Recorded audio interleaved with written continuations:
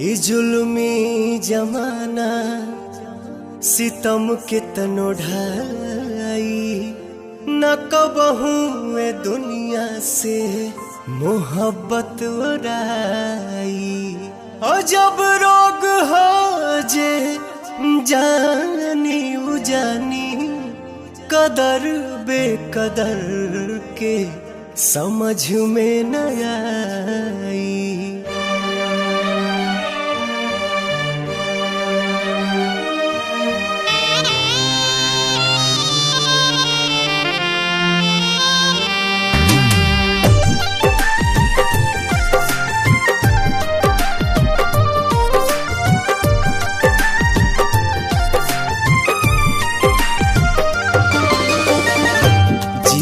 मरे के संगे खैली कसम संगही सहे के रहे सारा सितम।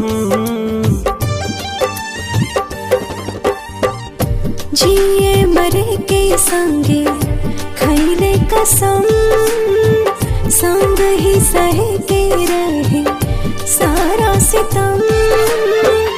उहे जान भैली अनजान कहे पूछ के बतावा तनी चान। हे चान दूर कहे भैली हमर जान।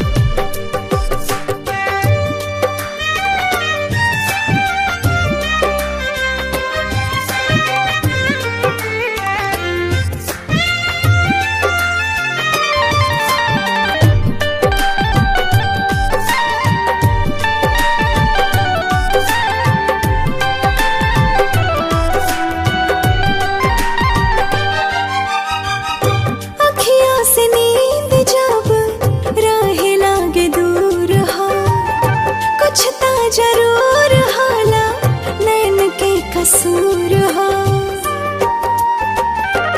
हाँ, काहे के प्रीतिया बनौले भगवान हो। प्रेमी सतावल जाला बाटे परमान हो। ना जाने कैसन बा दिल के जरूरत हो। हर पल निहारेला उनके ही सूरत हो। टूट गइल सारा अरमान कहे पूछ के बतावा तनी चान। हे चान दूर काहे भैली हमर जान।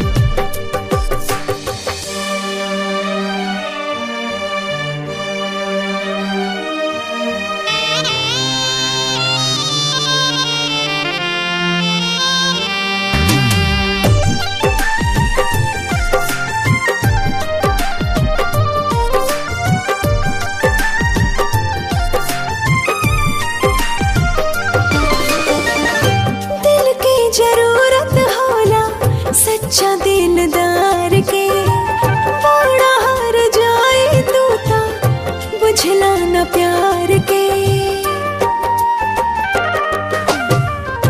फिर ना दोबारा कब हो पाई प्यार हो।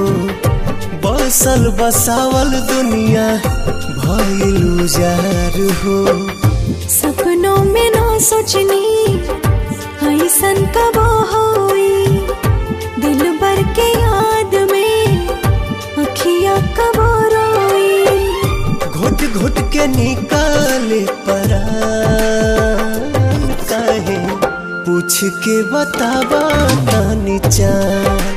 हे चान दूर काहे भैली हमर जान।